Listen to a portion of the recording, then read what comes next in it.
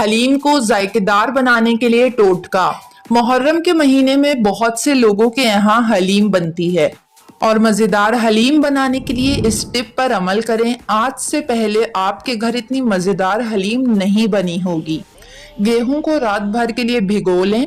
जब ये अच्छी तरह भीग जाए तो इसका पानी फेंक दें। इसको पतीली में डालकर साफ पानी डालें और 3 चम्मच तेल इसमें डालकर चूल्हे पर चढ़ा दें। उबालने के दौरान लकड़ी का चम्मच इस्तेमाल करें, स्टील के चम्मच इस्तेमाल मत करें वरना उबलने के दौरान गेहूं अकड़ जाएगा।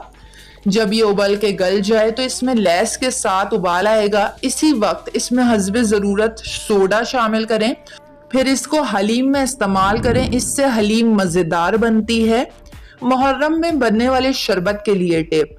तहकीक से ये बात साबित हुई है कि सबसे ज्यादा दूध का शरबत आशूरे के दिन दुनिया भर में बनाया जाता है और तकसीम किया जाता है।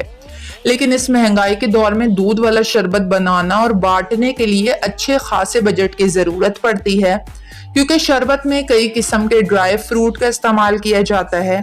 लेकिन अब बिना ड्राई फ्रूट के इस्तेमाल से भी आप बहुत ही ज्यादा मजेदार दूध वाला शरबत बना सकते हैं, जो सेहत के एतबार से भी बहुत अच्छा है। एक पतीली में दूध शामिल करें, इसमें लाल शरबत मिला दें, ड्राई फ्रूट की जगह साबूदाना उबालें और शामिल कर दें, साथ ही खोपरा डाल दें। साबूदाने की तासीर ठंडी होती है। गर्मियों में साबूदाने का इस्तेमाल बहुत ही ज़्यादा बेहतरीन है। साबूदाना शामिल करने से दूध वाले शरबत का जायका नया और बहुत ही मज़ेदार हो जाता है, जो पीने वाले को भी बहुत अच्छा लगता है और आप अपने बजट में रहकर बहुत से लोगों में तकसीम भी कर सकती हैं। बहुत ही ज़्यादा मज़ेदार और जायके से भरपूर दूध वाला शरबत बनाने के लिए दूसरी टिप ये है कि जब आप दूध को उबालें तो 1 लीटर दूध को 3 पाव तक होने दें। थोड़ा सुखाने पर दूध का जायका बहुत ही ज़्यादा खुलकर आता है और इस दूध से शरबत बनाने पर शरबत भी बहुत ज़्यादा मज़ेदार बनता है और दूध थोड़ा गाढ़ा भी हो जाता है। सूजी से बनने वाले मलीदे के लिए टिप। देखने में आया है कि मुहर्रम के दिनों में बहुत से घरों में मलीदा भी बनाया जाता है, जो सूजी से बनने वाली डिश है। लेकिन बहुत से ख़वातीन मलीदा इसलिए नहीं बनाती क्योंकि इसका चूरा करते करते वो बहुत ज़्यादा थक जाती हैं। मलीदा बनाकर तैयार कर लें, हाथों की मदद से इसके छोटे छोटे टुकड़े कर लें, लेकिन अभी इसमें ड्राई फ्रूट शामिल नहीं करिएगा। आखिर में इन छोटे टुकड़ों को चॉपर में डालकर अच्छी तरह पीस लें। बारीक सफूफ बन जाए तो अब इसमें ड्राई फ्रूट शामिल करें। बेहतरीन किस्म का मलीदा तैयार है, जो आप दूध में डालकर खाएं और लुत्फ अंदोज हों। चना पुलाव और बिरयानी। चना पुलाव बनाने के लिए बाज़ औक़ात ख़वातीन रात को चने भिगोना भूल जाती हैं, जिसके बायस इनको काफ़ी ज़्यादा मुश्किलों का सामना करना पड़ता है।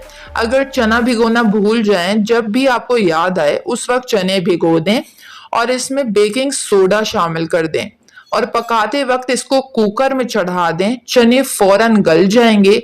अगर सफ़ेद चने की बिरयानी पका रही हो तो 15 से 20 मिनट के लिए सफ़ेद चनों को गला लें। बिरयानी या पुलाव के चावल खिले खिले बनाने के लिए चावल उबालते वक्त इसमें 1 चम्मच सिरका शामिल कर दें। चावल खिले खिले बनेंगे। सिरके की जगह 1 चम्मच लीमू का रस भी शामिल किया जा सकता है। रोट के लिए टिप।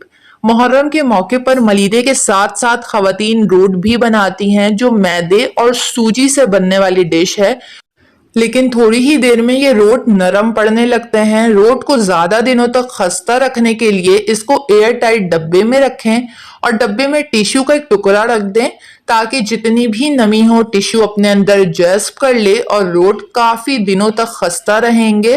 वीडियो को लाइक और चैनल को जरूर सब्सक्राइब कर लें।